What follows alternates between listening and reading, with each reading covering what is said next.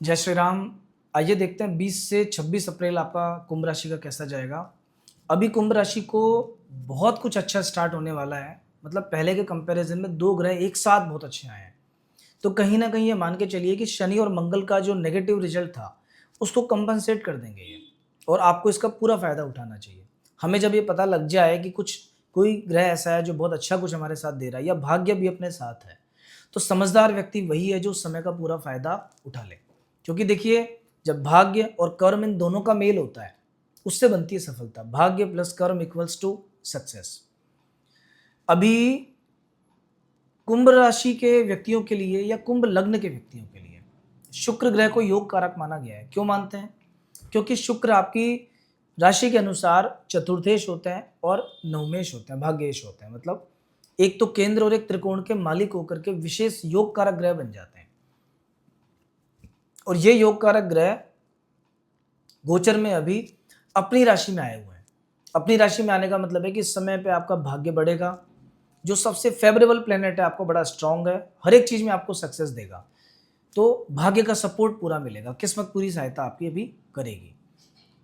इधर तीसरा घर जो होता है ये बताता है मेहनत और पराक्रम को। तीसरे घर में सूर्य उच्च राशि के हैं और लगभग ये रहेंगे 1 महीने तक, मतलब 15 मई तक अभी सूर्य यहीं पर रहने वाले हैं। ज्योतिष शास्त्र में तीसरे, नवें, 10वें, 11वें इन जगह पे अगर सूर्य बैठ जाए कुछ हद तक पहले घर में भी, यहां अगर सूर्य बैठ जाए तो बहुत ही अच्छा होता है। और उसमें भी विशेष तौर पर 3, 10 और 11 इन हाउसेज में बैठा हुआ सूर्य तो बहुत ही अच्छा होता है। तो ये सूर्य क्या करते हैं? उच्च राशि के सूर्य, मेष राशि में सूर्य का गोचर है फिलहाल ये आपको कर्म के लिए प्रेरित करेंगे। ऐसा व्यक्ति जो होता है ना, वो बहुत मेहनत करता है। अभी आपका जो वर्किंग कैपेसिटी वो बढ़ गई होगी, आउटपुट अच्छा निकल करके आएगा। आप दिन रात काम में एक कर दोगे, सही ये नहीं देखोगे कि 5 बजे हैं कि 6 बजे हैं कि 10 बजे हैं। अगर आपके पास काम है तो मतलब काम अपने को करना है। तो ये सब तो ठीक है अपनी जगह पे है और भाग्य भी अच्छा है और कर्म भी अच्छा है। लेकिन देखो, मेन बात क्या है कि इन दोनों का फायदा उठाना आपको आना चाहिए। बहुत अच्छा समय आया और आपने केवल सोने में वेस्ट कर दिया उसको, आपने उसको घूमने फिरने में वेस्ट कर दिया, तो सफलता नहीं मिल पाएगी। तो ये समय काम करने का है। जितना काम करोगे आगे जाके उतना अच्छा आपको फल देगा। और ये जो शनि मंगल के कारण धन के नुकसान थोड़े से हुए होंगे आपको अभी, क्योंकि शनि और मंगल मिलके क्या करते हैं कि ये पैसा अटकाते हैं, पैसे का नाश करते हैं, बहुत ज़्यादा खर्चा देते हैं और कभी कभी ये कुटुंब में भी प्रॉब्लम देते हैं। आपके घर परिवार के जो बड़े लोग हैं, चाचा ताऊ के बच्चे या और लोग, उन लोगों के साथ में वाद विवाद दे सकता है। तो ये जो शनि मंगल का नेगेटिव रिजल्ट है ना, इस नेगेटिव रिजल्ट को पॉजिटिव में कन्वर्ट करेगा सूर्य और शुक्र। बृहस्पति तो ऑलरेडी आपके फेवर में ही है। तो मेरे ख्याल से ये समय कुंभ राशि वाले व्यक्तियों के लिए, अगर आप स्टूडेंट हो तो किसी कंपटीशन की तैयारी करो, अच्छे तरीके से आगे बढ़ो, पढ़ाई में मेहनत करो और अपना पूरा 100% दो, रिजल्ट पॉजिटिव आएगा। अगर आप एक व्यापारी हो, व्यापार को एक्सपेंड करो, नई जगह इन्वेस्ट करो, नए लोगों को जोड़ो और किसी नए काम में भी हाथ डाल सकते हो या पुराने काम को विस्तार दे सकते हो। अपने काम को फुल टाइम दो आप और आगे बढ़ो।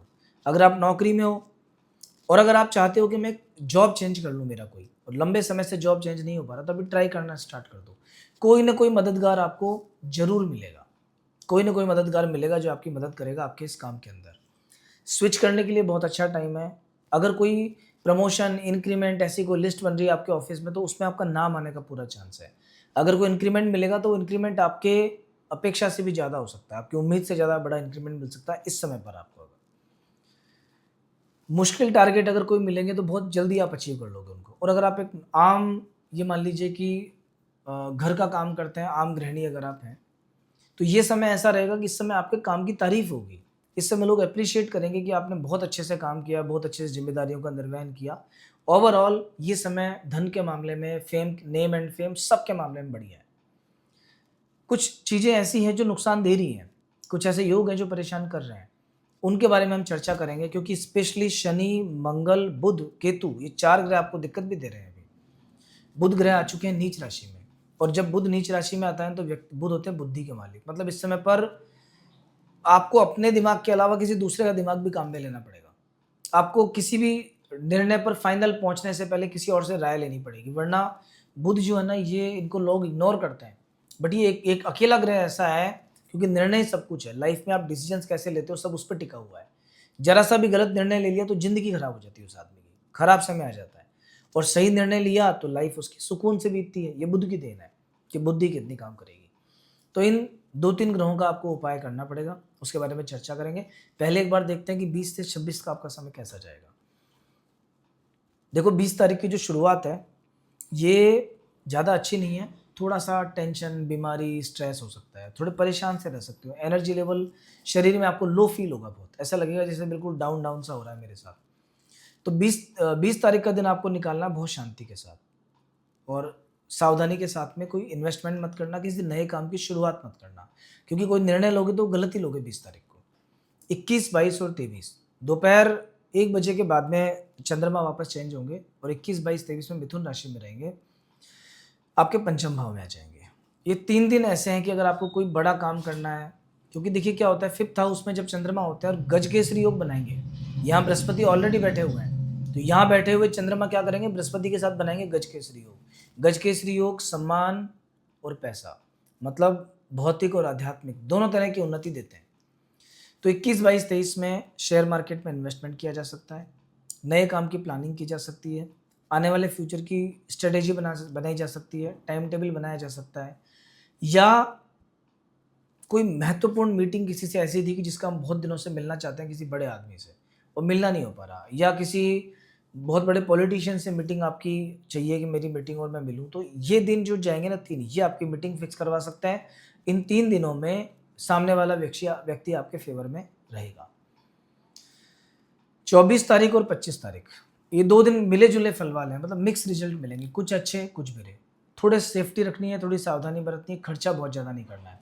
हालांकि रोग, ऋण और शत्रु से मुक्ति मिलेगी, मतलब बीमारियां भी कम होंगी, कर्जा कम होगा और शत्रु पक्ष भी आपका हानि को जाएगा, शत्रु को दिक्कतें आएंगी।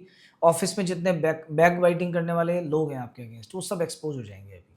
तो ये समय थोड़ा शत्रुओं के हिसाब से भी ठीक है।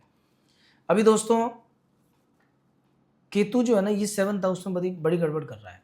7वें घर का केतु सबसे पहले तो मैरिड लाइफ में दिक्कत देता है।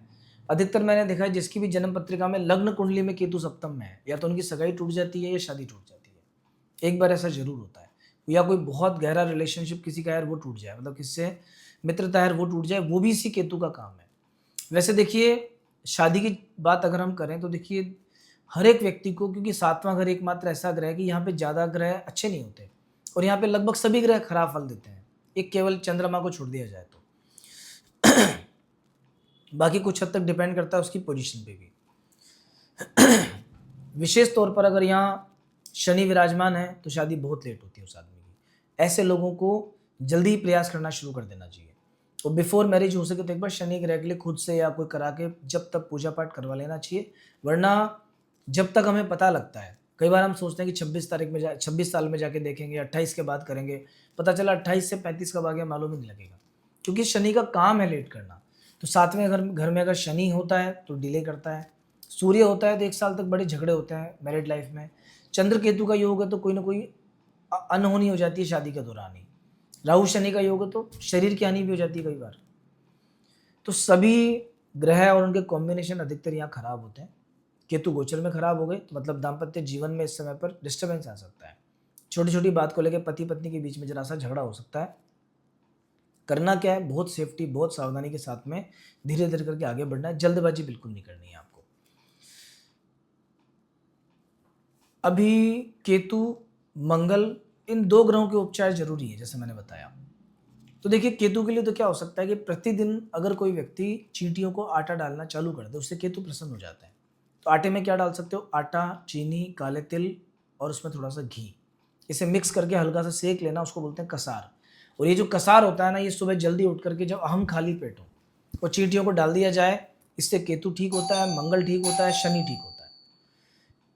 दूसरी चीज, आपकी जन्म पत्रिका में वाणी के स्थान में मंगल है। ये वाणी के स्थान में मंगल क्या करते हैं, झगड़े बहुत करवाते हैं, 2 लोगों के बीच में आर्ग्यूमेंट्स करवाते हैं। तो अभी आपको आर्ग्यूमेंट्स से बचना है। लड़ाई झगड़ा होने लगे ना तो संभल जाना, किसी से झगड़ा नहीं करना है बिल्कुल भी।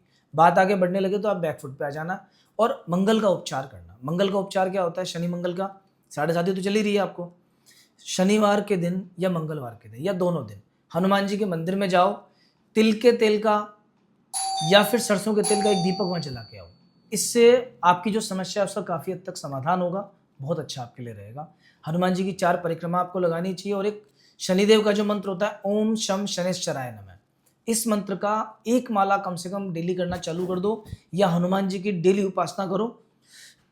मात्र एक हनुमान चालीसा पढ़ लो 10 मिनट लगा के पूरे भाव से, आप उसके बाद रिजल्ट देखना। क्योंकि क्या होता है कि देखिए मन और क्रिया जब ये दोनों मिक्स होते हैं तब व्यक्ति को सफलता मिलती है। तो आपको करना क्या है कि हनुमान चालीसा से, हनुमान जी की उपासना से शनिदेव प्रसन्न होता है और पूरे मन से करना है। तो दोस्तों ये आपका राशिफल था। अगले सप्ताह फिर मिलेंगे नए राशिफल के साथ में। लेकिन अगर आप पहली बार आए हो तो प्लीज़ हमारे इस चैनल को फॉलो, सब्सक्राइब, लाइक करके जाइए। जितने भी आपके फ्रेंड्स जिनका नाम एस पर स्टार्ट होता है उनको फॉरवर्ड कीजिए। तो नेक्स्ट वीक हम फिर मिलेंगे। जय श्री राम।